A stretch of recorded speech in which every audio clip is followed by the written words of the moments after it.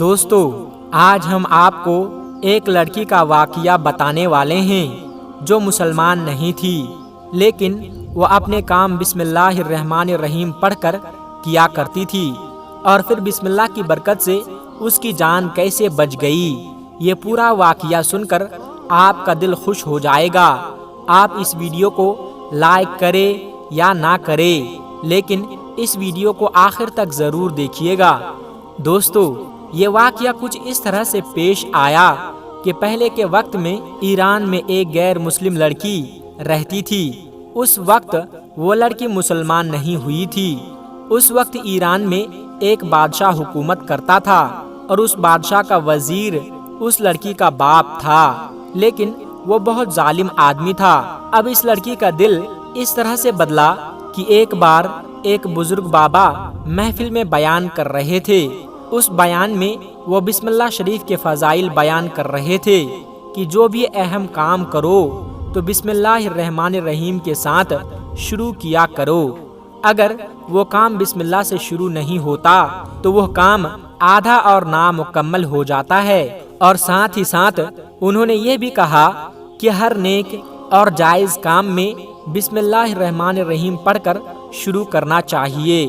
وہ بزرگ بیان کر رہے تھے کہ ایک شخص نے بسم اللہ الرحمن الرحیم کو بہت ہی اچھی طریقے سے دل کی گہرائی سے، سچی نیت سے اور خوبی کے ساتھ پڑھا تو اس کی بخشش ہو گئی۔ بس یہ سننے کی دیری تھی کہ اس لڑکی کے دل میں ایمان جاگ اٹھا۔ بس اب اللہ تبارک و تعالیٰ کی کرم نوازی ہو چکی تھی، اور وہ اسلام کی محبت میں ڈوبتی چلی جا رہی تھی۔ جب وہ لڑکی ان بزرگ کی بات سن کر گھر واپس آئی تو اس لڑکی نے چلتے پھرتے، اٹھتے بیٹھتے، سوتے جاگتے ہر وقت بسم اللہ الرحمن الرحیم کا ذکر جاری کر دیا۔ اس کا جو باپ تھا اسے اسلام سے نفرت تھی۔ اس نے جب دیکھا کہ اس کی بیٹی یہ پڑھ رہی ہے، بسم اللہ شریف کا ورد کر رہی ہے، تو اس کو غصہ آنے لگا کہ وہ لڑکی ہر اچھے کام سے پہلے بسم اللہ الرحمن الرحیم پڑھتی تھی اور بہت خوش ہوتی تھی، اور یہ بھی کہتی تھی کہ اس کلمے سے میرے دل میں ایمان جاگ رہا ہے اور مجھے ایسا لگ رہا ہے کہ میرا ہر کام بن جاتا ہے۔ جب یہ بات اس کے باپ نے سنی تو وہ بہت ناراض ہوئے، اور اس نے سوچا کہ اب میں اس کو کہیں بھی باہر نہیں جانے دوں گا۔ اب یہ لڑکی مار پیٹ کے ذریعے ہی صحیح ہوگی۔ یہ ظالم آدمی اپنی بیٹی کو بہت مارتا اور اسے کمرے میں بند کر دیتا تھا۔ اسے اگر بھوک لگتی تھی تو وہ بھی اسے بھوکا ہی رکھتا، اسے کھانا نہیں دیتا، لیکن وہ لڑکی بسم اللہ الرحمن الرحیم پڑھتی جاتی تھی۔ اس لڑکی کے پاس بہت سارے کبوتر تھے۔ اس کا باپ بادشاہ کا وزیر تھا، تو وہ اس محل میں ہی رہتی تھی، تو ان کبوتروں کو بھی بسم اللہ سکھاتی تھی۔ وہ سارے کبوتر اس کے دوست تھے، اور اسی کی کھڑکی کے پاس ان کبوتروں کا گھونسلہ تھا۔ باپ نے جب بند کر کے بھی آزما لیا تو اب سوچنے لگا کہ یہ لڑکی سدھرنے والی نہیں ہے، میں اس کو ختم کر دیتا ہوں۔ اس کے بعد اس ظالم باپ نے ایک سازش کی کہ بادشاہ کے پاس ایک ہیرے کی انگوٹھی تھی جو کسی اور کے پاس نہیں تھی، صرف بادشاہ کے پاس تھی۔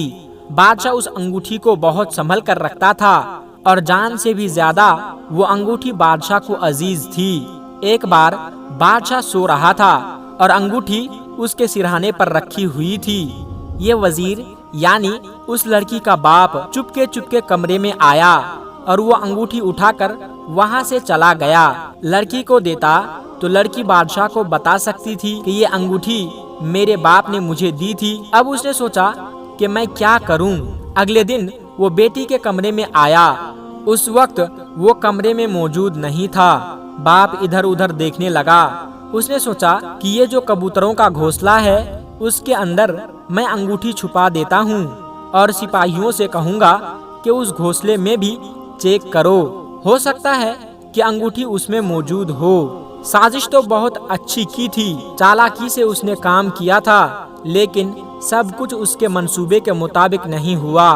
وہ لڑکی اللہ تبارک و تعالیٰ کا نام لینے والی تھی، اور اللہ پاک اپنے بندوں کو مایوس نہیں کرتا۔ لڑکی کو یہ بات پتہ نہیں تھی کہ انگوٹھی कबूतर के घोंसले में है।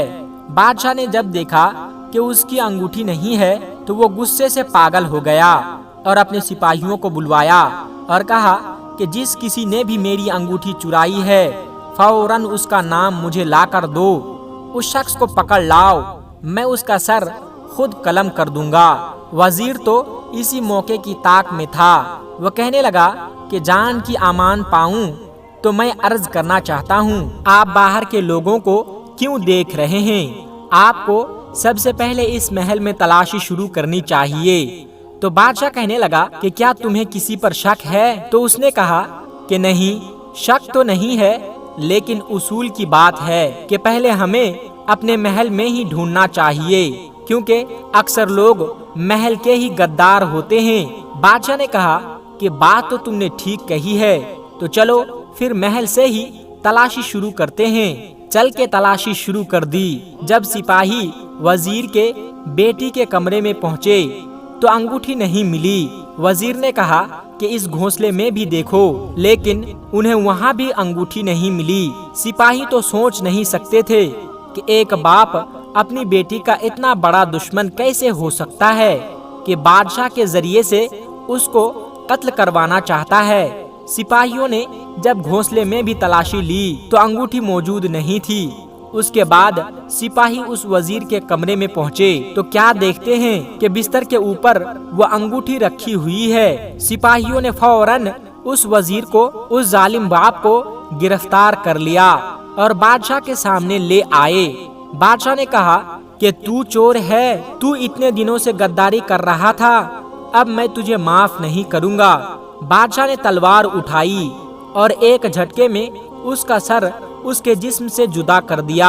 तमाम दरबारी देख रहे थे, यहाँ तक कि वो लड़की भी देख रही थी।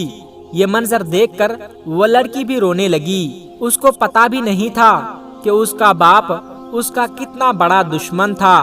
दोस्तों, अब मैं आपको बताता हूँ कि वो अंगूठी बाप के कमरे में कैसे पहुंची। जैसा कि मैंने आपको बताया कि वो लड़की उन कबूतरों को बिस्मिल्लाह सिखाती थी। जब उसका जालिम बाप अंगूठी रखने आया तो कबूतर अल्लाह पाक की कुदरत से ये बात समझ रहे थे और वो कबूतर जिसके घोंसले में वो अंगूठी मौजूद थी वो उड़ने लगा। जब वो उड़ने लगा तो अंगूठी उसके पैरों में फंस गई और वो उड़कर जालिम बाप के कमरे में आया और अंगूठी उसी के बिस्तर पर गिरा दी और वापस कमरे में आ गया। इस तरह वो लड़की बच गई। बिस्मिल्लाह की बरकत पर लड़की ने सोचा कि मैंने जो इन बुजुर्ग की बात सुनी थी, जो उन्होंने कहा था कि बिस्मिल्लाह की बरकत से हर बिगड़े काम बन जाते हैं, मुश्किलात हल हो जाते हैं, तो अब इस लड़की ने यह बात आजमाई थी। उसके बाद वो लड़की मुसलमान हो गई। सुभान अल्लाह।